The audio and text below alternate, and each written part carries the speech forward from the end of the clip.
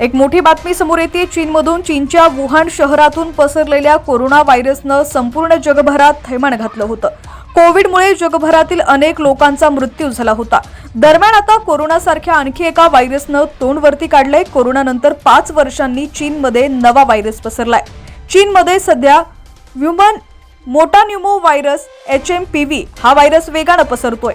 संपूर्ण देशातील हॉस्पिटलमध्ये रुग्णांची गर्दी पाहायला मिळते। शिवाय स्मशानभूमीमध्ये देखील मृतदेहांचा खच पडलाय। बातमी सविस्तर पाहूया त्याआधी तुम्ही HPN मराठी न्यूज चॅनल पहिल्यांदाच पाहत असाल आणि अजूनही चॅनलला सबस्क्राइब केलं नसेल तर नक्की सबस्क्राइब करा, जेणेकरून आमचे अपडेट्स लवकरात लवकर तुमच्यापर्यंत पोहोचतील। चीनमधील या नव्या व्हायरसची सोशल मीडियावरती जोरदार चर्चा आहे।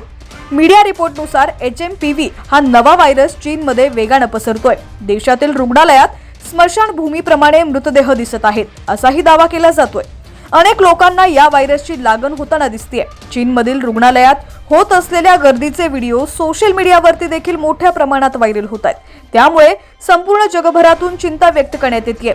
HMPV, कोरोना यासारखे आजार देखील वेगानं पसरत असल्याचं बोललं जातंय। त्यामुळे चीनमधील यंत्रणा अलर्ट मोडवरती आलेली आहे। चीनमध्ये सध्या HMPV या नव्या व्हायरसमुळे हाहाकार पाहायला मिळतोय। HMPV झाल्यानंतर ताप येतो, शिवाय याची लक्षणं कोरोना व्हायरस सारखीच आहेत। त्यामुळे चीनची आरोग्य यंत्रणा अलर्ट मोडवरती आहे। मात्र अजूनपर्यंत ठोस उपाययोजना करण्यात चीनला यश आलेलं नाहीये।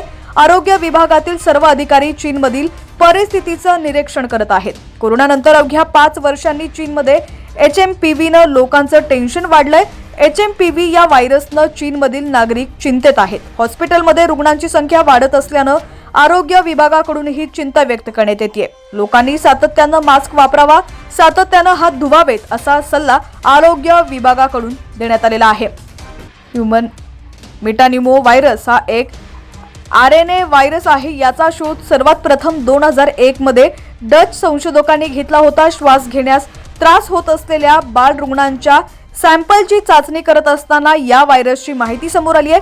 दरम्यान हा व्हायरस गेल्या 6 दशकापासून अस्तित्वात असल्याचा दावा तत्कालीन संशोधकांनी केला होता। या व्हायरसची लागण झाल्यानंतर श्वास घेण्यास त्रास होतो। हा व्हायरस प्रामुख्याने खोकला आणि शिंक आल्यानंतर वेगानं पसरतो। हा विषाणू लहान मुलं आणि वृद्धांमध्ये वेगानं पसरतोय।